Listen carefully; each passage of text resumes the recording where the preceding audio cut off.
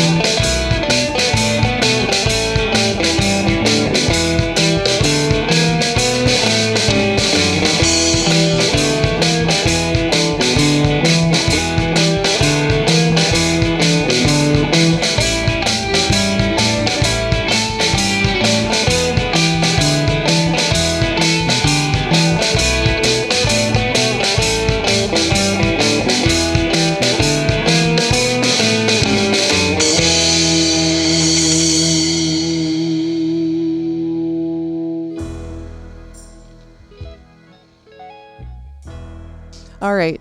Fred Masters, thank you so much for joining us today. Oh, great to be here. I'm having trouble not calling you Mr. Masters because even though I am a grown-up with a grown-up life, every time I look at you, I think, there's my teacher from school. But we actually never had a class together because you taught No, we math. did. But, it's one of those things. I had my former students who often would say to me decades later, I just can't call you Fred. You're just Mr. Masters. So, Just Mr. Masters. Interestingly, during my career, many kids would just call me Masters. So it was a nice segue. And it's a great name for your book that we will get to as well. It's a great name to have for the type of writing that you've been doing and the work that you're doing. But to get back to our old Bond Park model, so Fred and I know each other because I went to the high school that you taught at, but also you are close friends and we were colleagues with Les Flyzik, who is our #1 listened to episode ever on this podcast, which shocks him, but it doesn't shock us. Smartest guy we know, right? Not at all. I mentioned to you when I walked in the door today, Les is by far the smartest friend I have, the most worldly, well-read, just an amazing guy. So great to see that you had him on the show. You And can, I'm you, lucky to you can have hear him go, Jeez. Yeah, those are all the noises that he made. Yeah. I think the second time he was on our show, he was a little nervous, but that's because we turned the table and he had to interview us, which was really fun. Yeah. He would slide right into it. He No did. problem. He did great. Absolutely. We paid him in Coca-Cola. Anyone that knows him knows that makes perfect sense. He has stopped Marshall in the grocery store before just to talk to him about things. Yep. Friggin' love. Bless. But yeah, so I'm having trouble calling you Fred, but I'm going to try really hard. We never had classes together. I thought when I was a teenager that I was bad at math. It turns out I'm actually kind of good at math, but I think differently than the way that it's taught. Pencil and paper, arithmetic-y type ways, and algebra aren't my jam, but spatial math and visual thinking are. Yeah, and Those I things was make lucky sense to me. because I did teaching finance through accounting, and I always say to kids, or used to say to kids that if you're good in math or you're bad in math, you can leave that at the door because the reality is that what I'm going to teach you now is math you can use for the rest of your life. And personal finance is that, isn't it? It really is math that Can matters. I take that class now? Yeah, for sure. I think I have because I've read this book. Going back to Res, I had Mr. Heiser. Mr. Heiser. G. Heiser. For grade 10 math, and he gave me a 50 that I did not deserve. And I appreciate that, Mr. Heiser. I never had to touch it again in high school, but I went into that exam completely unprepared. And that's not my jam. I am prepared, Marshall, Yeah. for everything. Yep, for everything. All the time. There's notes, there's studying, there's color-codedness. Yeah. This is how my life works. I walked into that exam completely unprepared, and I didn't even fill out a quarter of it. So Richie Heiser taught me grade Mr. Heiser. 13 physics. Ooh.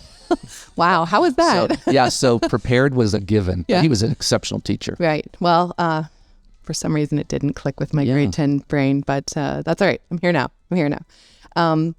And then we had another encounter, I don't know, let's say 10 years ago, maybe a little bit longer, where Sara Flyzik was my co-op student for my photography business, and you were her teacher for that co-op term. And that was a fun time as well. Sara did exceptionally well. Absolutely. Yeah. It's amazing. So many kids, if they trace back, their pathway, they will say, well, I took a high school co-op course. Yeah. And really found I either didn't like X or I really loved it. Yeah. And it really shaped my pathway. So for Sarah, it was certainly a great nudge down the pathway for her, right? It totally ended up working well. And for anybody who's never listened to every single episode of Bond Park, I will explain this. So the Flyzik family and I are related. So Les Flyzik's wife is my first cousin. And my mom babysat Kathy. Kathy babysat me. I babysat the Flyzik girls. The Flyzik girls babysat my girls. And now my girls babysit their girls. So it's a Wow. Yeah, it's a whole chain of family. And, Sarah would always see what I was up to with photography and working from home. And I would sometimes need to hire her to come watch the girls so I could just get some work done at home or set up the studio or whatever. And I'd like to think that I was a little bit of a push in the inspiration in her life. And now she's completing her master's degree in, curation in the photography arts. And it's amazing. She was one of our first guests ever. And what she's done with her work and some of like the bizarre techniques, like, kids aren't doing that today. They're moving more toward, not that she's a kid, she's a full-on adult, but they're moving more towards digital art where she took things really, really back to actual physical tactile. Well, I had the chance to go see her exhibit back in the day too, Uptown Waterloo. So yeah, she's an accomplished professional, that's for sure. She is, yeah. Little Sarah. And she too was humble. Yeah. Yeah. Oh, totally. Yeah. Runs in the family. Exactly. So back to the name, Masters. This is a great name for your book. I've been following the Penny journey. So Penny is your little mascot. Mm-hmm. Your book is Lessons on Mastering Money. I've been following your journey online, seeing what Penny says. Penny says do this, Penny says do that. And I'm like, oh, what does Penny say to do now? Well, yeah, that's a really good hint for somebody grown up like me. But then I was in our favorite bookstore, Wordsworth Books in Uptown Waterloo, and I saw a signed copy of Lessons in Mastering Money. And I thought, I'm getting that. I'm going to read it. And I'm going to get you on our show. So welcome. Thank you so much. Great to be here. And Wordsworth Book, great bookstore. They've been a supporter right off the hop for me. So shout out to them. Yeah, they actually were one of our very first sponsors for this show. Yeah. Without little businesses like Wordsworth Books, we wouldn't be going. Yep. It's all thanks to, this is another thing about money we were just talking about recently on our about our podcast as well, is that without Marshall's on the ground relationships with small businesses all through town, we wouldn't have had all those little sponsorships to carry us through the first 3 years, when year 4 of our podcast. And sometimes that's got a lot to do with it as well, right? Like I was talking about the importance of being a relationship builder. Yeah. It's a small town. Oh, And every town is a even small then town. it's hard to ask Yeah. for $100, Yeah. like it's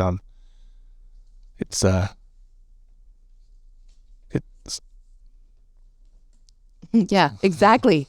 No, that's it. It's hard to do. yeah, I pause there because I'm just picturing looking some of these people in the eye and telling them about this podcast that they haven't heard anything about yet. I'm talking about the very first businesses, Vincenzo's, Wordsworth Books, What was the one your telescope go to? KW Telescope? Telescope, yeah, Sunny's Drive-In. Gifted. Right? Yeah. We could go on forever. There's like 200 of them.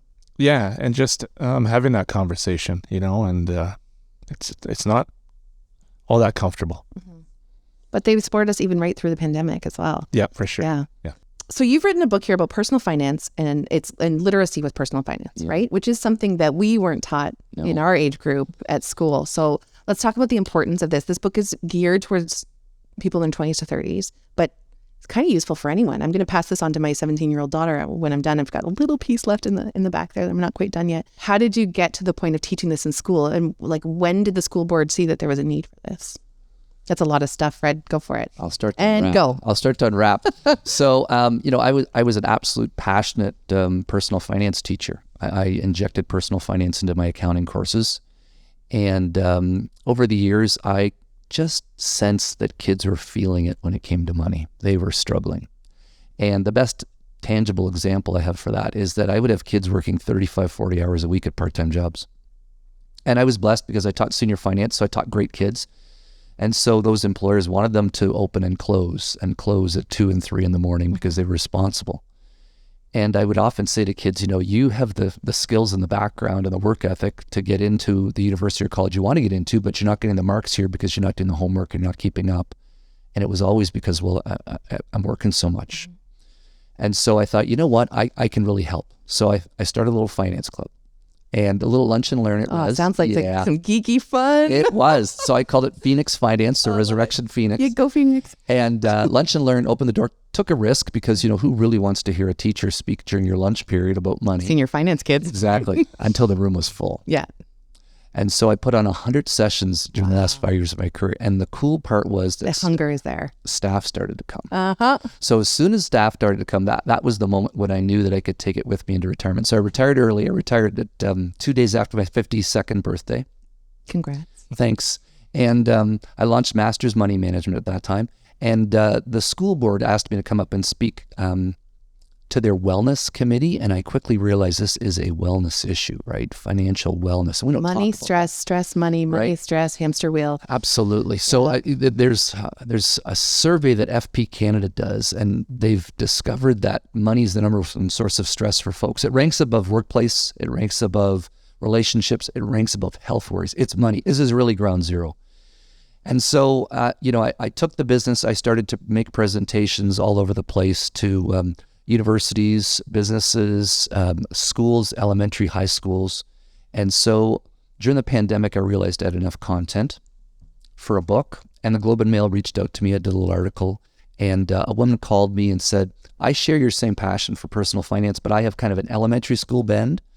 And she said to me that when she goes into schools, she gives a book out as a little thank you, but it's an American book. It's an American personal finance book. And what she said is, you need to give out the Canadian, you need to write the Canadian one. So that was my real prompt. So I wrote lessons for mastering money during the pandemic. It's interesting when you write a book. It's a very insular experience. Like you're by yourself just typing away. This is like Marshall's zone of interest. Yeah. So what I would do is I would send chunks of it to my former students who were, strong finance students on Bay Street, et cetera, et cetera. And I'd say, is this any good? And they're like, masters, keep going. This is right on the money. And so by the time I got it done and rolled it out, I reached out to some other peers. And one of the gentlemen I reached out to was Professor David Kohler. He's in the personal finance program at Conestoga. And I sent him the draft. And he gave me a call and he said, Fred, he said, you've written the best personal finance book I've ever read. Oh, So how'd that feel? I teared up. Yeah, good. Teared up, very emotional. And so then away we went. So I then sent it out to some pretty heavy hitters in the personal finance space in the country, and they've written some strong testimonials. And then the real lightning rod was the book was picked up by an organization out of Singapore called the Money Awareness and Inclusion Awards, and they named it as one of the top books in the world in 2022 for personal finance. Congratulations. Yeah. Home So run. What? home run. What a So- nerdy award to win. Does it feel good? Yeah, so to go from, high school accounting teacher to this, and then Canadian Money Saver magazine asked me to be a contributor. So my first piece appeared in the February edition. So lots of them going on. Yeah. And I think I'm in the right spot at the right time because so many people are struggling with money. They don't know who to turn to. And I don't It's sell so anything. taboo. Yeah, we don't talk about it, right? Yeah. I don't sell anything, so it's not as if I'm trying to, have you, give me your money and manage your money. That's not my role. Buy my 8-week course on. My role is to help educate you so you can thrive financially. That's the goal. And I hope, Sarah, you've read it. I hope that's the way the book Oh, yeah. I learned so much. I mean, I'm the first person to admit I know nothing about money, but all I know about it is that I protect it like it's a baby, like it's one of my children, and I don't let anybody touch it. Yeah. And although I'm generous, I'm very frugal. Marshall knows this. If I buy myself one thing, he's like, wow, look what you did. It's always something pretty functional. You know what I mean? Always something functional. Yeah. I mean, Maybe a new record, but I mean, otherwise it's like, well, it's also an investment. I mean, and that's a whole healing my youth thing. But I mean, anything that you see when you look around my house as well, there's many beautiful things here. These are found objects or hand-me-downs. Not a lot of this has been purchased. Like I am incredibly frugal, and that is from watching my parents build their wealth and then fuck it up. It's from watching like the struggles that they had. Yep. Oh wait, this is our podcast. We swear on it. Is it okay if your episode? absolutely Okay, walk right into it. This is how I speak. My parents had amassed wealth and they had bought the big house in Forest Heights, and we had the pool and we had the cars and we had all of the boat and we had all of the things. But their mental wellness really suffered. My dad was an alcoholic who ended up recovering just in time to get cancer and die. And while he was sick, they had worked for themselves, right? They didn't graduate high school. They worked for themselves.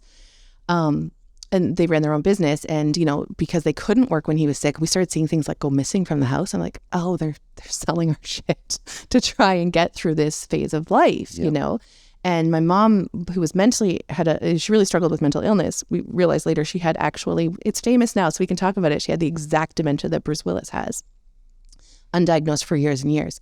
But your critical thinking goes. Yep. That's the first thing to go. And she made incredibly poor choices and lost everything to the point of where she was a couch surfer, slept in her car, was without a fixed address, When she passed away, she ended up living in a nursing home. And they cost me money. When my parents died, they cost me money.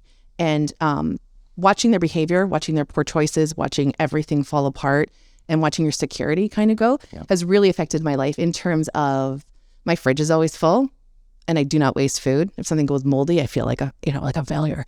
I don't leave the house without like a couple bottles of water because I've got like this water scarcity thing going on. And then money, I protect it. I don't buy things I can't afford. If I use credit, it's paid off before I've even earned the points. Most likely I could use some lessons there. But that's, where I'm healing from. This is my journey and I'm just so friggin' careful. Well, I talk about, you're either a saver or a spender. And I know that sounds like a wicked oversimplification, but it's really not, because it goes back to this idea of a money mindset. But when I present that content in high school, almost invariably, a pack of kids will come down and they'll say, you need to do an intervention with our friend. He's a wicked spender. And I look at him, and he's got the $7 Starbucks drink and he's got the, $1,200 Canada Goose jacket.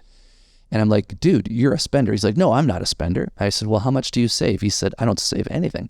Said, guess what? So, I mean, ding, ding. Yes. One of the things I talk about in the book is we journey together with our partner, our life partner, usually. And when it comes to money, we've really got to talk to our life partner about money.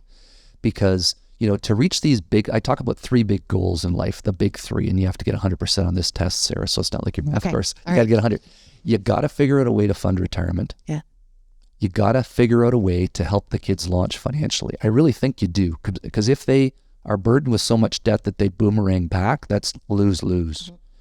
And I think the third thing is, in this crazy environment, you have to figure out housing. And so those involve big time saving over long periods of time, and you've got to be on the same page with your partner to get there together. It's easier to get there together. So we don't talk about money. You mentioned early on, it's taboo. Yeah, I talk about it all the time because I'm just like, I'm not going to be burdened by this thing that we all spend our days thinking about and working towards. We have to talk about it. And especially with my friends who are also freelancers, we're talking about it constantly. What are you quoting that job? Please take a look at my quote. What did you ask these people for last time? What do you think is fair here? We're talking about it all the time. Yep. What about you, Marshall? I think about, I've known a lot of kids in my life because I have kids and I have friends. And also I've worked at a school in various schools. And the kids who go into accounting in post-secondary, in every case I can think of, their parent was an accountant, right? And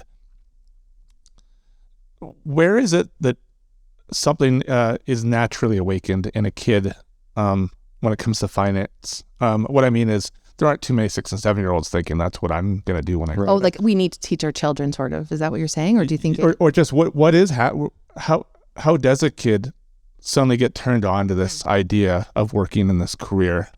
Is it through a math class? Is it once they are in high school, So I'll dig back one level before I answer that. And I'll talk about the fact that nobody has been taught anything about money. Conveniently, in a government-run system. Does that make you wonder? Yes, it does. So this isn't, unfortunately, this is kind of a Canada thing. Because in the States right now, there are 15 states, including Michigan, one of our neighbor states, and Florida, which maybe you wouldn't think of as being the most progressive state. There are 15 states where there is a mandatory personal finance course that a kid has to pass to get out of high school. And in Ontario, with all of our financial troubles, you learn absolutely no personal finance after grade 10. So, mandatory personal finance. So, for example, you could take an accounting course. That's an elective, and some kids will, and most kids won't. That kid who takes accounting will learn some personal finance, but the vast majority don't. Matter of fact, you can go to Canada's best business schools, the top universities in the country, and be taught absolutely no mandatory personal finance. They'll teach you all kinds of financial accounting, but you'll have been taught no personal finance. The basics of like what works, what doesn't, what you should look out. So when you get to the end of my book, Sarah, you'll find it. It's in the conclusion. But one of the things I've been screaming is that we've got to make personal finance mandatory in high school. Right now, we've got to make it so that every kid who graduates high school has to take a personal finance course. But I would go further, and I would say every kid who graduates from a university or college diploma or degree course program, in addition, has to take a personal finance course. Because I can tell you what, when you're 21 and you're living away from home, you get different story. You get it. Yeah. Especially 19 and living in my first apartment, I was like, oh, hey, wow. Right. I see how this works. Yeah. And the third thing I talk about, and you touched on it, is that every single math course should have a strand dealing with personal finance because it's so easy to teach math through personal finance. Something that hits home. Absolutely. So in terms of your question, Marshall, how do kids get excited about finance? They almost invariably take a finance course and say, wow, this is really relevant. This is real world. I want to study this. And they're usually good at math and have a predisposition to like numbers. Very rare for someone to go into accounting who says, I'm terrified of numbers, because all you do is deal with numbers. That makes so much sense, what you said about putting some finance in the math courses, because I know so many kids who have not enjoyed math and have said, I have no concept of why I'm learning that, something that I'm not going to use, right? I've heard that so many times. Absolutely. So they teased us here because the provincial government was looking at taking the grade 10 half-credit careers course and making it a personal finance course. And they did like 30 pilots across the province, and it was all personal finance, personal finance, personal finance. And so I was excited to see it. I thought, what a great step forward. So when it came out, the Waterloo Catholic District School Board hired me to write the teacher resource guide for the new course. So I'm kind of moving through the content. And sadly, it had, I don't know how many objectives it had or how many strands it had in it, but there was only a little bit of content on personal finance. Like, they absolutely blew it. And the personal finance in that, the end game was to come up with a financial plan to fund your first year of post-secondary school, which is not personal finance, right? It's not. You talked about cash flow. That's what you were talking about earlier, about, am I quoting right? Is the money coming in? Your first year of university or college is not about that. It's about one lump sum and done. So what a huge miss. So I've been screaming, and it's certainly a theme that I talk about again and again and again. Well, it's a gap. Yeah. Right? You're trying to bridge this gap between this information that we all have to play the game, but nobody wants to talk about it. Right? And people feel inferior if they don't know about money. It's like wine, like there's money snobs and there's wine snobs. Just like me and Marshall might be music snobs a little bit, but we try to be good people, don't we? Yeah. We try to be good people a little bit. Yep. Or art snobs, right? Sarah's more of a music snob than I am. Maybe. I'm trying to be good. I'm trying so hard. But what Marshall said, like to that point of what Marshall said about is this math I'm going to use or not use? Do we need to look at that? Because, we're huge proponents for, like, we try so hard with our show to support, young people and especially, women and girls in STEM and STEAM streams.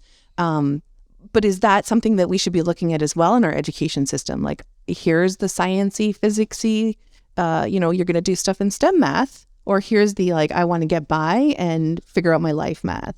Yeah, we're actually kind of going the opposite way, because what the province is doing now is taking some of the math courses and de-streaming them. So in other words, they're making sure that everyone gets the same content, which makes it even more difficult for kids to figure out what they love because they don't have a chance to explore. And it wouldn't have worked for me, just explaining earlier. Right. But I understand how my brain processes math now, but I didn't know it at 15. I just thought, well, I don't get this. Yeah, you can. So the province made some changes and made personal finance some mandatory content from grades 1 to 8. But the reality is that when you're in grade 4, you might be curious about, the bills and how it all works, but it's not right there. But I tell you, when you're in grade 11, 12, and you've got that job. There it is. There it is. And you're thinking about the future, and all the weights of the world are starting to put pressure on you. Now, what are you going to do? What are you going to do? How are you going to do it? How are you going to pay for it? This book that you've written, so I've seen this happen, and I think this is one of the most magical things about writing a book. I think I haven't written a book, but this is what Not yet. We're making a film. So my brother has written 2 books that were creative nonfiction and part autobiographical. Yep. But he also had to do research. The one book he had to do research on WHA hockey back in the 70s, right? Yep. And the other book is he lived in a remote outport in Newfoundland called McCallum, but he also had to do research to learn more about the history of McCallum and Hi, David. Newfoundland. Yeah. I do it every time. And then I've seen David go on the radio and talk about writing that book and what that book's about. Just as I've heard I watched Sarah make a documentary film, and then go on the radio and talk with incredible ease about what the content is in that film and what she learned along the way. And so what I'm saying is, I realized along the way that making a documentary or a film, writing a book is not just about taking this content in your head and just dropping it on paper or into a computer and then handing it over to the world, right? You would have learned some big things. As much as you came into this book with all this expertise, you must have learned some things while you were writing that book. And are you also talking about like how to storytell it as well? Yeah, I guess so. Like how to do the very best job you can. I guess part of that process was handing it over to past students, right? And getting feedback and realizing. So it's interesting because the book is actually structured exactly like my Phoenix Finance presentations. It's identical. Yeah. So whenever I would do a Phoenix Finance presentation, so that little lunch and learn I do once a week back at Res, I would collect stories, articles, anything that crossed my plate that I thought would be interesting to the kids. Practical stuff. How do you buy a car? What's a car payment like? What does the average Canadian earn? How do you invest? What's a mutual fund? What should you be paying? All of those things that kind of think we should learn in school that we just don't. And anyway, I would teach that to the kids. But what I would do to organize it in my own brain is I would come up with a little agenda.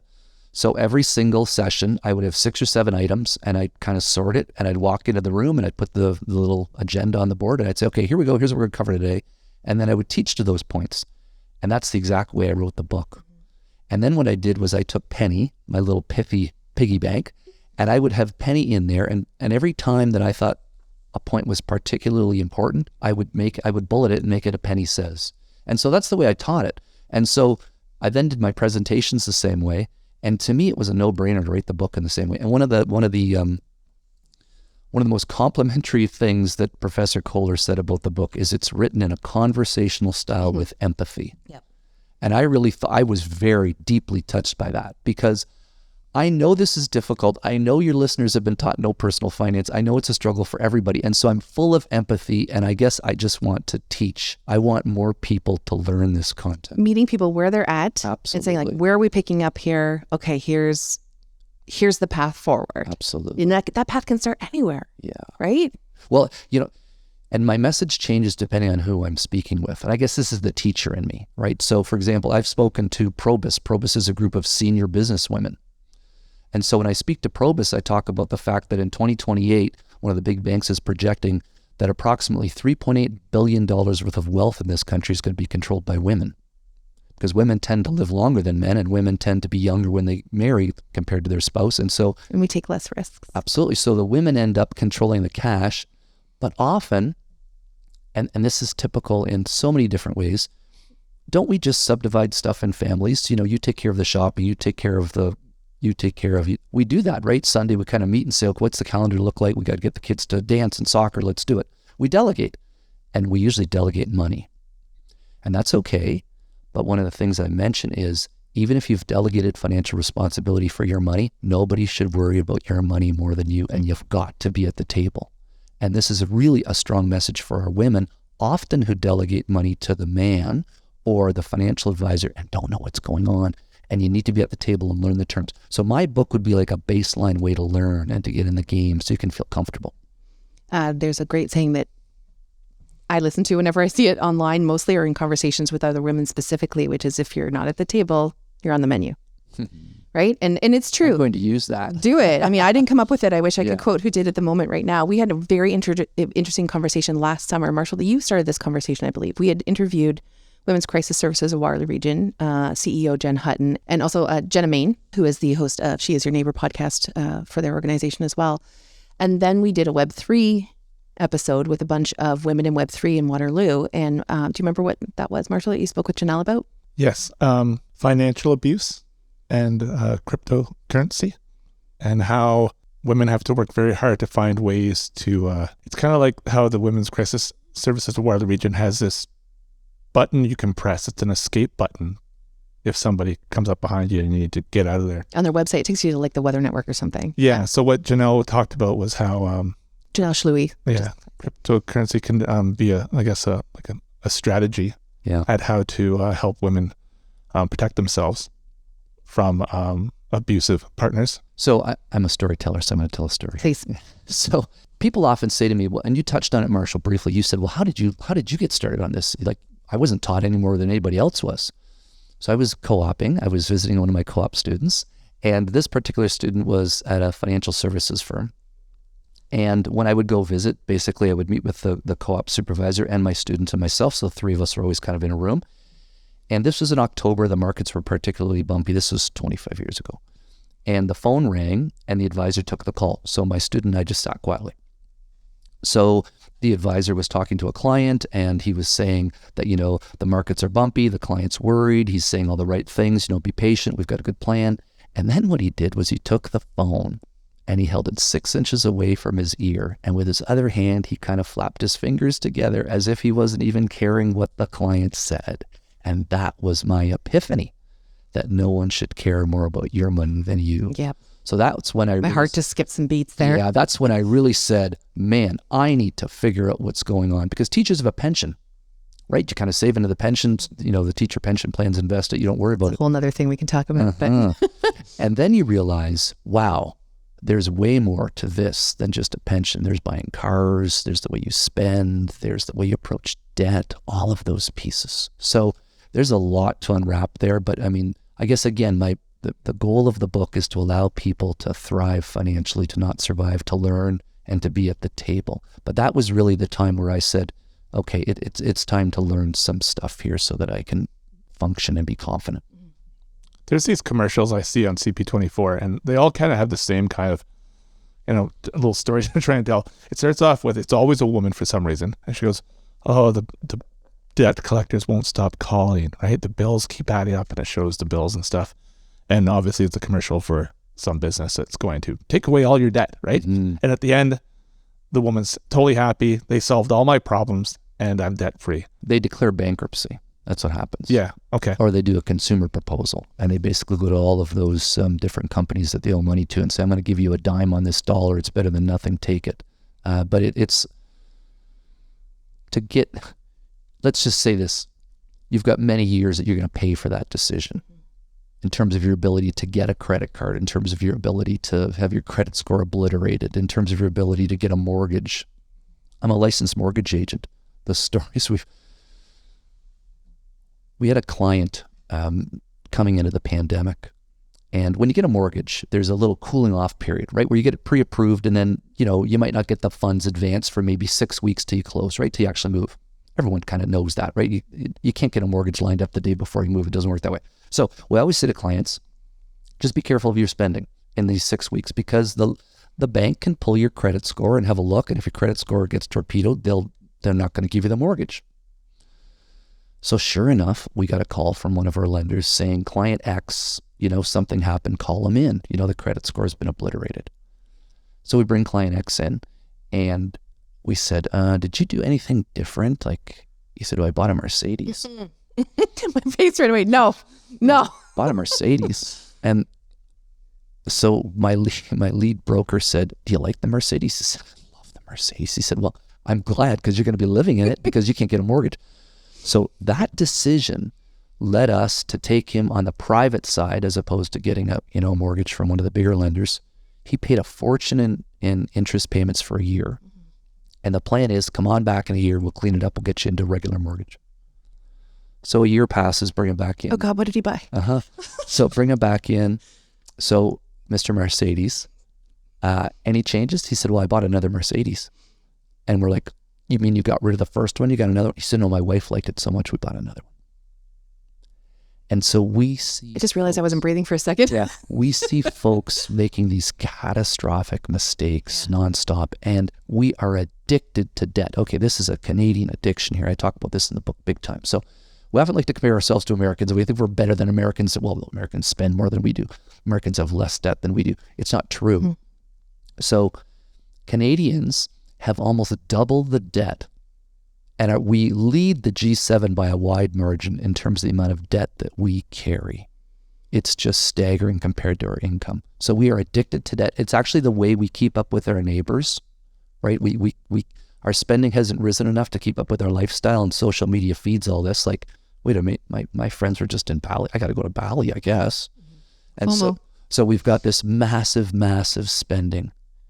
And one of the things I like to talk about, I do talk about FOMO because we have FOMO for sure, but I also like to talk about the word finite because this is a finite game. And so if it's important to you, if there are goals that are important to you, you need to get saving now because time, in terms of when you accumulate wealth, there's only 3 variables, a little bit of math, only 3 variables when you accumulate wealth. That's it. It's the money you put in, the amount of time you leave it there, and the rate of return. And of those 3 variables, time is the most important one by far. So I encourage folks to, get started, journey together, whatever it is, even if it means journey together. Can you repeat that? Absolutely. Talk about money and journey about money. For God's sake. Absolutely. Well, it starts to spill over. It's not about money, right? It's about lots of other different ways. Yeah. Have you talked to many people who, like myself, my family owns 2 all-electric vehicles. When we bought the first Nissan Leaf, I remember I kind of laughed because the salesperson goes, "You're kind of buying a pseudo-free car once you add up how much you won't spend in gas over the years, right?" And I thought it was just kind of a bit of a sales pitch. Sure. But what I can tell you, having owned electric cars now for 10 years, having not bought gas in 10 years, is those cars have required almost no maintenance, right? Other than brakes and tires, right? Those things cost. Those cars have been pretty amazing when it comes to how little it's cost to charge up. And even if it was more than I thought, some people want to know what happens to those cars at the end of their life. What kind of value do they have, right? And then the other thing is, I can say that we feel incredibly good driving those cars. We feel like we're being responsible humans driving those vehicles, even though there's people who will challenge you on the lithium battery and where that will end up. But that part is true, but your other part is true as well. Yeah, they're both right. Yeah, we go into that journey together, my wife and I, buying these electric cars, not knowing what the answer is at the end, not knowing what the value will be, not knowing how long the battery will last, because we love the cars, we enjoy driving them. We feel like it's the right thing to do. But have you talked to many people who've been longtime EV owners when it comes to really trying to figure out the numbers there as to like, what have you saved and what does it all mean? So I think what you're talking about is trying to align your spending with your beliefs. And a parallel I would give to you is that people struggle. You talk about cryptocurrency. People struggle. So during my university presentations, so over the last 3 school years, I've made 13 university presentations to Laurier and Western. Amazing. And it's been great to chat, even though it's been online. It's been great to see the faces and get the questions. And Marshall, every single presentation I make, I get a question about cryptocurrency. And the reason I get a question about cryptocurrency is because people have gamified investing and they want to hit a home run and they want to get rich now. And so in the book, I talk about the opposite of that. I talk about get rich slow. But the other thing I talk about when I talk about investing is you can align your dollars, your investments with your beliefs. So for example, there's ways to align it if you're a Muslim. There's ways to align it if you're a Catholic. Like they've got funds available for you to align with your beliefs. And you can do the exact same thing with your car purchasing. You can do the exact same thing if you're going to put solar panels on your home. They're great ways to save money. Cars for me are usually the first big mistake. Finish your college degree, finish your diploma. I deserve a new car. And so off we go, we buy that first new car. And of course, we don't really buy it, do we? We lease it. Yeah, we lease it. So on the weekend, I was out for a walk with my wife and I walked by a car dealership on Weber Street in Waterloo. And the new cars are starting to arrive, right? This idea there's no inventory. The inventory is starting to arrive because I saw them. So there was a Silverado, a base Silverado, $68,000. Well, there's so many homes that there's 2 of those in the driveway, and I don't know about you, but I just see more homes with BMWs and Mercedes and Audis. Like Toyotas aren't good enough anymore. We're into this. And so those people clearly are leasing those. And leasing is just code for, renting. That's all it is. And so back to your original question. I don't get a lot of questions about EV. I do get a lot of questions about investing ethically. And for young investors, there's lots of data indicating that they want investments that are socially responsible. They want to align their investing dollars with what's right. And so that's available, and that's a way for people to definitely align their beliefs with their investing. I think that's so important. And I'm just kind of pulling this out of the air based on what I personally, I'm making air quotes, see online.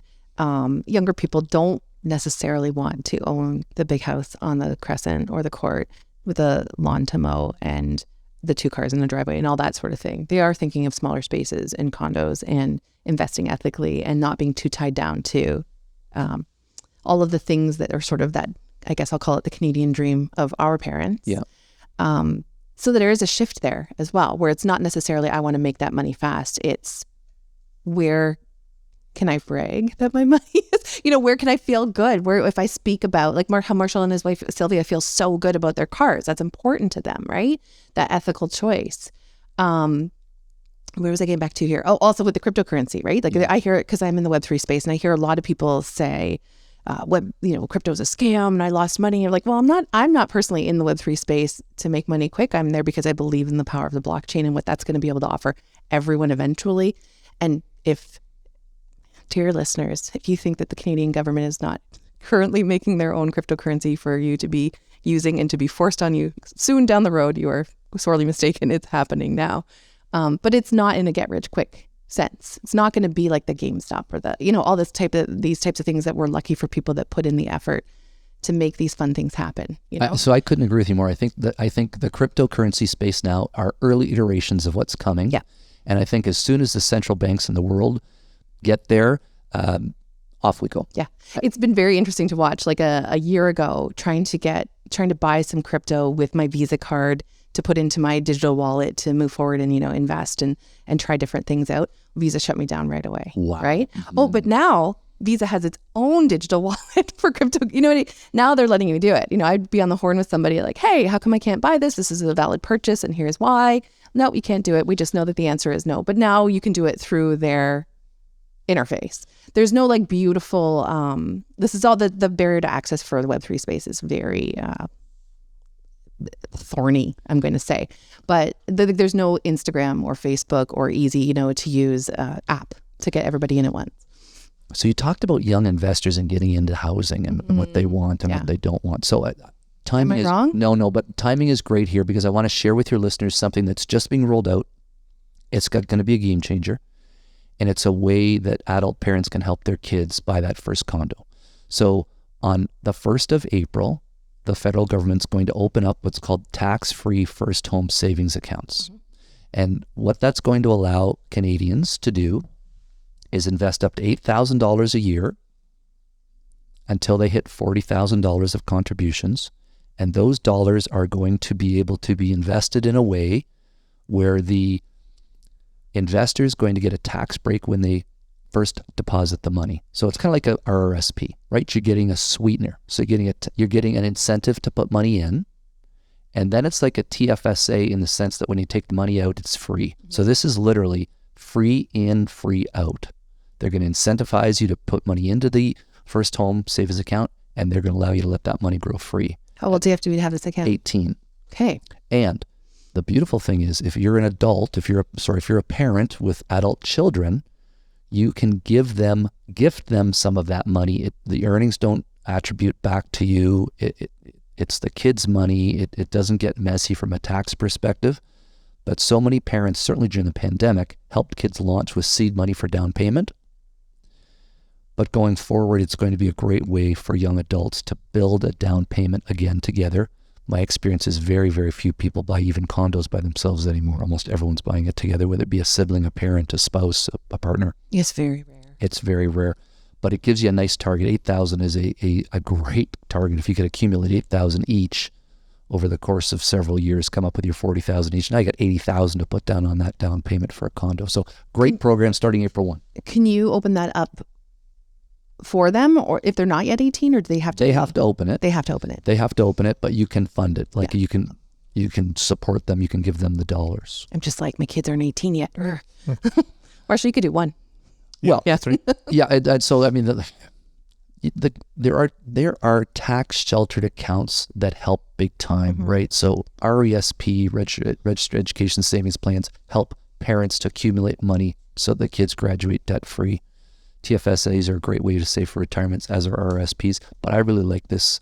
It's called a tax-free first home savings account, just coming on board April 1. So perfect timing. There was a part where we were talking about money trees. And I want to talk about Animal Crossing, with the money tree that you can water in the backyard. Let me talk about diversification. Can we do that? Let's do that. So earlier I mentioned that women are less likely to take big risks in life in general. And there are stats about this. We're talking about like walking down the road, simple things like that, driving your car, extreme sports, to things like money as well, right? In all areas of life. So let's talk about risks and diversification and what does that actually mean?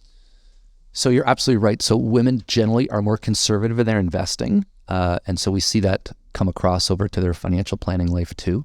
And it can be a potential cost because what will happen is you'll embrace less risk, and over the long term, embracing risk in the investing game is the way to go. So let's talk about what that means a little bit. So I can take my money and just put it into a GIC.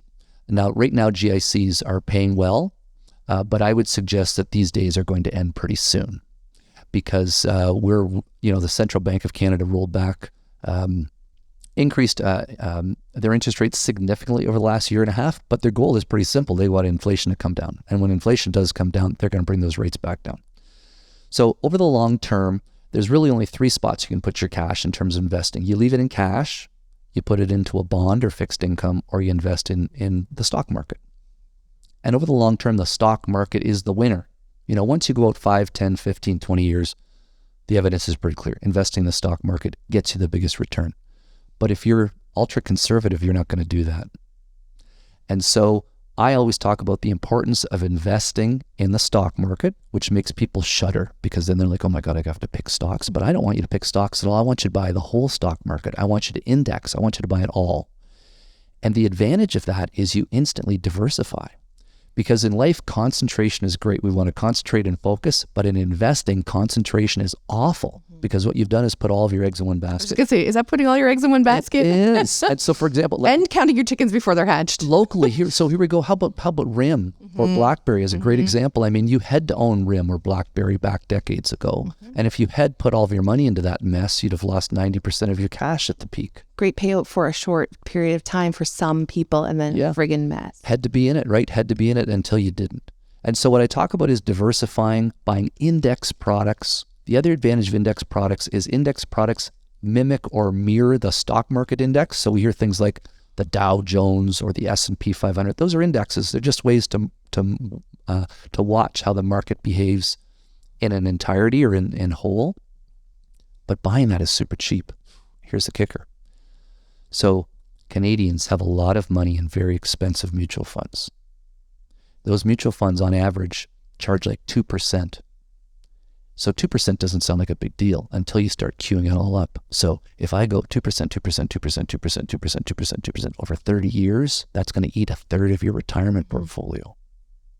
And so we want to get those fees as low as possible, and we want to index. The other thing about indexing is index gets you away from trying to pick a manager who's going to beat the market, because here's the dirty little secret in finance.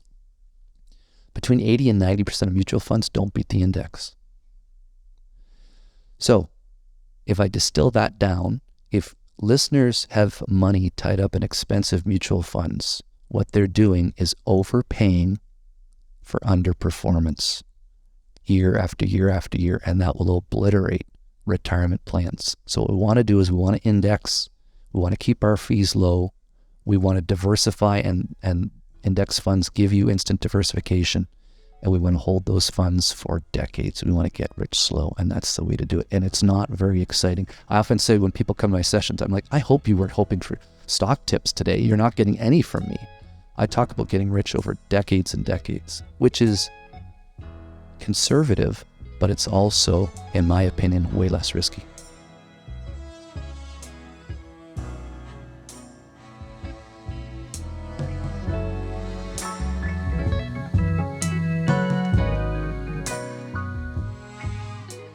Bond Park is made possible with the support of the Waterloo Region Community Foundation, the Kitchener Public Library, our local sponsors, and you, our loyal listeners. We make this show in Sara's kitchen. If you like it, please rate and subscribe. That helps us get the word out to more listeners. The Bond Park theme song is by Alan Lung.